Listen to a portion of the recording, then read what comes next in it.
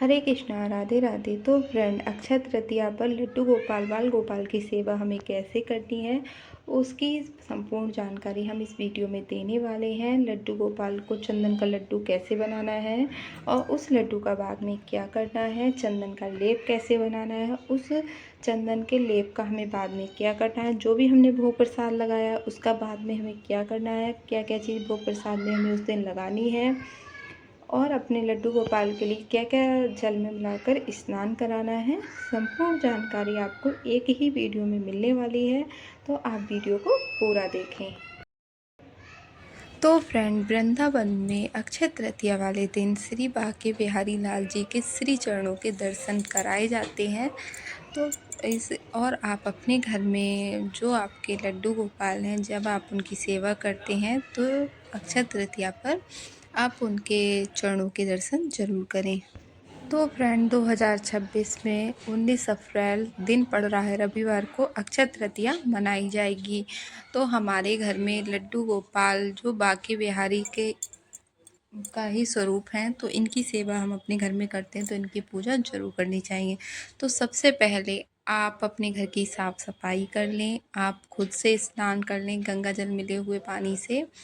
फिर आपको अपने लाला के लिए जगाना होगा, ठीक है। जैसे आप रोज़ाना जगाते हैं, कुछ लोग ताली बजाकर, घंटी बजाकर, जैसे मैं उनके ऊपर हाथ फेर कर, जैसे मेरे हस्बैंड भी इसी तरह से उठाते हैं। फिर उनको जल लाना होता है, क्योंकि अभी थोड़ा गर्मी का टाइम है। फिर दूध देते हैं, उसके बाद में उनको स्नान कराते हैं बहुत प्रेम से। तो आपको जहाँ पर चौकी लगानी है आप वहाँ पर चौकी लगा लें, एक साफ स्वच्छ वस्त्र बिछा लें, फिर एक पात्र लें, उसमें स्वास्तिक बनाएं और उसमें कुछ फूल डाल लें, ठीक है।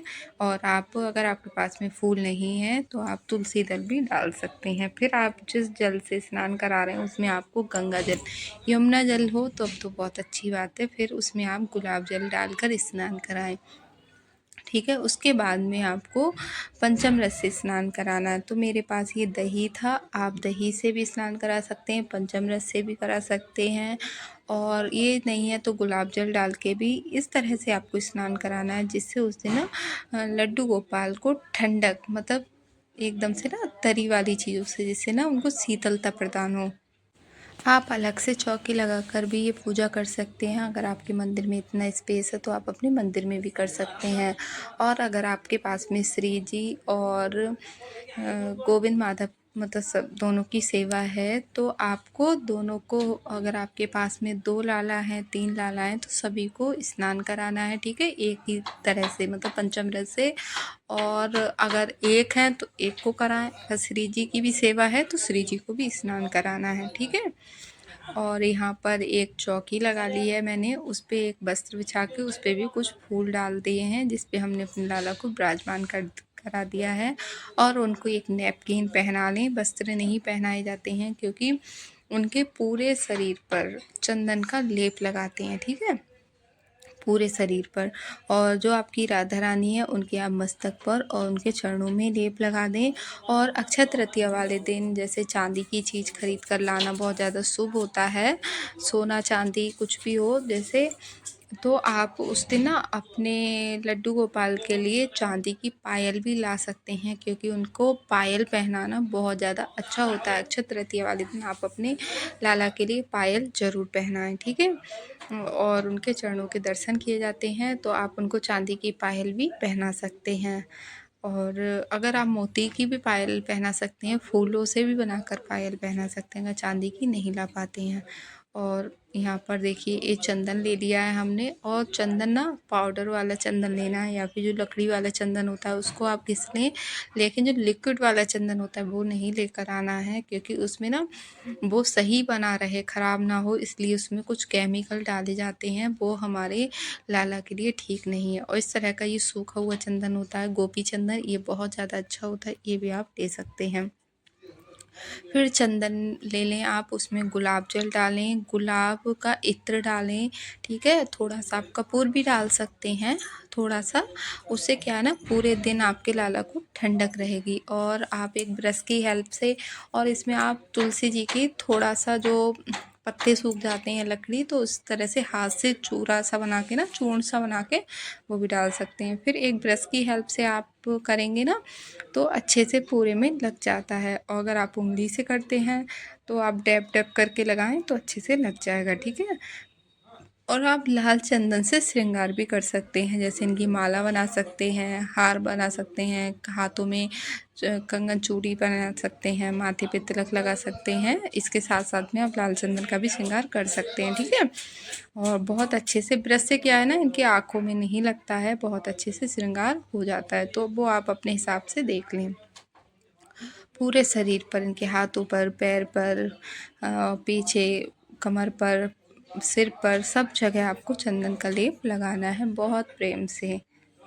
तो फ्रेंड आप चांदी की चेन भी दे सकते हैं और नजरिया भी पहना सकते हैं, जिससे हमारे लाला को किसी की भी नज़र ना लगे। तो यहाँ पर देखिए, और तुलसी की लकड़ी का भी प्रयोग कर सकते हैं। जैसे लकड़ी सूख जाती है तुलसी की, तो उसको इधर उधर फेंकना नहीं चाहिए। तो आप इस तरह से भगवान जी के जो विग्रह होते हैं उनको टीका लगाने के लिए आप तुलसी की लकड़ी का भी यूज कर सकते हैं। तो हमने यहाँ पे नज़रिया पहना दिया, आप अपने लाला के कमर में भी पहना सकते हैं, पैरों में, हाथों में, हमने गले में पहना दी है, जिससे हमारे लाला को किसी की भी नज़र ना लगे, ठीक है। और आप कुछ ना कुछ गिफ्ट ज़रूर दें। और राधा रानी का पूरा श्रृंगार, 16 श्रृंगार आपको करने हैं, चूड़ी पहनानी है, ठीक है, हार पहनाना है, वस्त्र पहनाने हैं, जो भी आप श्रृंगार करते हैं, मांग भरवानी है, वो सारे श्रृंगार आपको करने होंगे। और आप कलश स्थापना भी कर सकते हैं, जैसे दीप कलश की भी स्थापना कर सकते हैं, या फिर दीप धूप जला के भी पूजा कर सकते हैं, ठीक है। तो आपको कुछ ना कुछ गिफ्ट में देना है। तो मैं ये 3 हार लेकर आई हूँ, एक राधा रानी के लिए और दोनों अपने गोविंद माधव के लिए। तो आप इस तरह से जितने भी आपके पास में सेवा है ना गोविंद माधव श्री जी की, उतने ही आपको गिफ्ट लेकर आने हैं। और तुलसी ज़रूर रखें, ठीक है। तुलसी बहुत ज़्यादा प्रिय है। और आप अगर कुछ भी नहीं पहना रहे ना, हार वगैरह, तो आप वस्त्र रूपी कलावा भी पहना सकते हैं। और पगड़ी आपका मन है लगाना चाहें तो आप लगा दें, वरना कोई ज़रूरी नहीं है, ठीक है। फिर आपको पुष्प चढ़ाने होंगे, और कान्हा जी की, गैया मैया कान्हा जी के पास ज़रूर रखें। और तुलसी माला भी आप गिफ्ट में दे सकते हैं, या फिर बैजंती माला, ठीक है। तो बैजंती माला भी आप लेकर आ सकते हैं। कुछ दक्षिणा ज़रूर चढ़ाएं।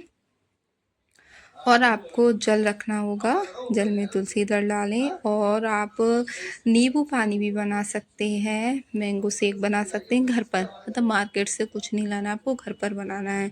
दही की लस्सी बना सकते हैं, ये है चने के आटे का सत्तू, इसके लड्डू भी बनाए जाते हैं, और सत्तू का शरबत भी बनाया जाता है। लड्डू कैसे बनते हैं अगर आप चाहें तो मैं आपको वीडियो दे दूँगी, बना दूँगी, तो आप कमेंट कर देना, ठीक है। और सभी में थोड़े से आइस क्यूब डाल दिए हैं, जिससे थोड़ा सा ठंडा ठंडा हो जाए।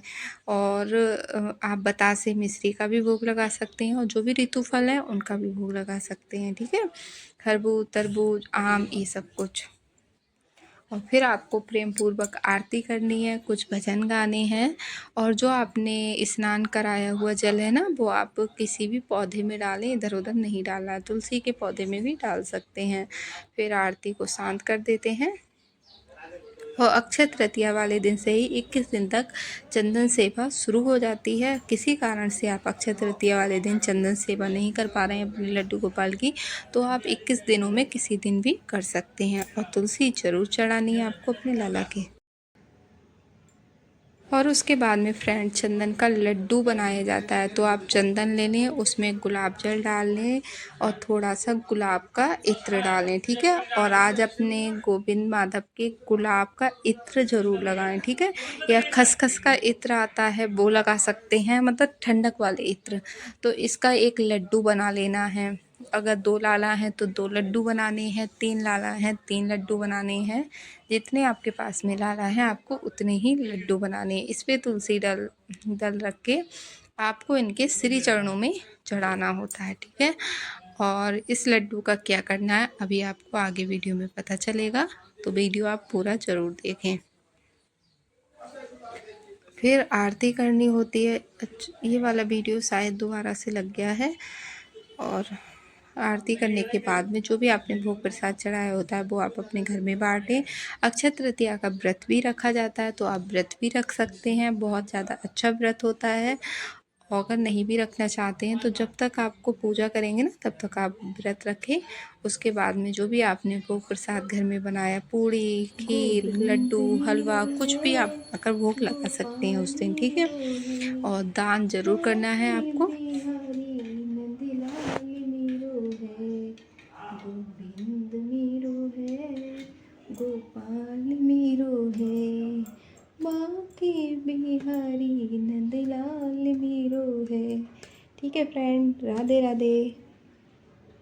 बंदी बंदी मुस्कनिया पे बलिहार सावरे, बलिहार सावरे, तेरी मंदी मंदी मुस्कनिया पे। उसके बाद में फ्रेंड जो ये चंदन का लड्डू बनाया होता है हमने, इधर उधर हमको नहीं डालना होता है। ये चंदन का लड्डू आप अपने पास में रख लें दूसरे दिन के लिए, ठीक है। और इसको आप किसी डब्बी में करके रख लें। इससे आप अपने रोज़ाना मस्तक पर भी तिलक लगा सकते हैं, या फिर आप किसी अच्छे कार्य के लिए जा रहे हैं, जैसे बच्चे आपके पेपर देने के लिए या किसी शुभ काम के लिए, तभी इसको आप अपने मस्तक पे लगाकर जा सकते हैं, ठीक है। ये आप अच्छे से अपने पास में रखने, इधर उधर नहीं डालते हैं। और ये लड्डू जो बाके बिहारी मतलब हमारे लड्डू गोपाल हैं उनके चरणों में चढ़ाया जाता है, ठीक है। और तुलसी दल डाल रख कर, मतलब इसका भोग का कोई वो नहीं है, ये चढ़ाते हैं, ठीक है। तो इसको इधर उधर ना फेंकें। और आपने जो भी दक्षिणा चढ़ाई है तो वो जो आप दान करेंगे ना, जैसे आज के दिन अक्षय पात्र भरा जाता है और खरबूज वगैरह इन सारी चीज़ों का, जो मौसमी फल होते हैं, तरबूज, खरबूज, आम, खीरा, ककड़ी, इन सारी चीज़ों का दान किया जाता है। तो आप उसके साथ में भी ये दक्षिणा दान कर सकते हैं, या फिर आप अपने लड्डू गोपाल के लिए कुछ खरीद कर ला सकते हैं, ठीक है।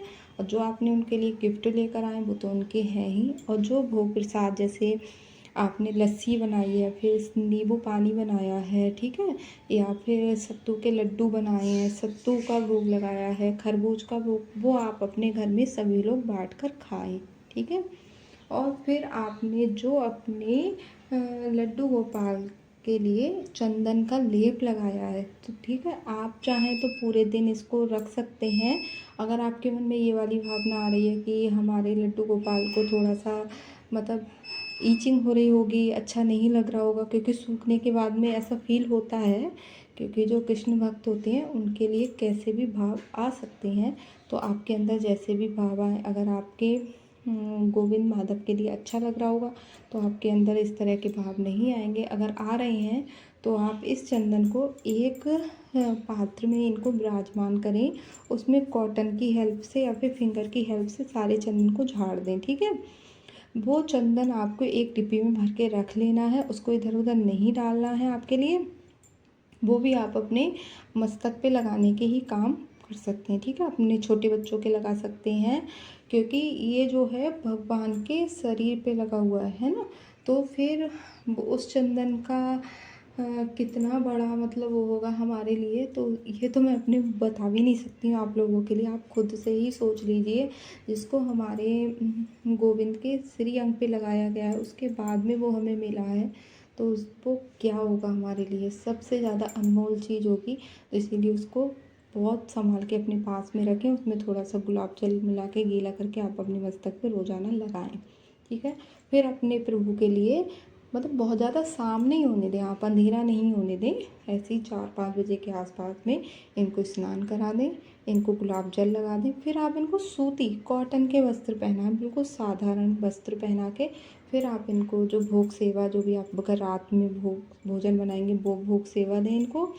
फिर इनको दूध देते हैं, जैसे रात में वो दूध वगैरह दें, और फिर इनको शयन करा दें, ठीक है। इस तरह से आपको करना होगा। और फ्रेंड अक्षय तृतीया वाले दिन ऐसा नहीं है कि आप जहाँ पे चौकी लगाएंगे तो इनको सुलाना नहीं, आपको सुलाना है। चौकी लगाएंगे, दिन भर आपकी चौकी लगी रहेगी, आप अखंड ज्योत भी जला सकते हैं। अगर आपके घर में 2 लाला हैं, 3 लाला हैं, 4 लाला हैं, सबके लड्डू अलग बनेंगे। सबका इस तरह से ही श्रृंगार होगा। ऐसा नहीं है कि एक लाला का कर दिया दूसरे का नहीं किया, सबका करना है, ठीक है। और जो श्री जी हैं उनका आपको पूरा श्रृंगार करना होगा, 16 श्रृंगार करने होंगे। बस उनके मस्तक पर और उनके चरणों में आपको चंदन लगाना है, ठीक है। उनको आप वस्त्र पहना के अच्छे से बढ़िया करके आप उनको तैयार करें और साथ में ही उनको भी यहाँ पर विराजमान करें, ठीक है। या फिर आप यहाँ पर ही अक्षय पात्र भर के भी रख सकते हैं, जो आप मिट्टी का कलश लेके आएंगे जिसमें आप जल भर के, और यहाँ पर ही आप अक्षय तृतीया की जो पूजा है वो एक जगह ही कर सकते हैं, या फिर लड्डू गोपाल की जो सेवा अलग से वो अलग कर सकते हैं, और अक्षय तृतीया की वो अलग से कर सकते हैं। वो आपका अपना हिसाब है, जैसे आपके घर में जैसी व्यवस्था हो आप उस हिसाब से करें, ठीक है। तो आपको हमारा आज का वीडियो कैसा लगा कमेंट करके ज़रूर बताना।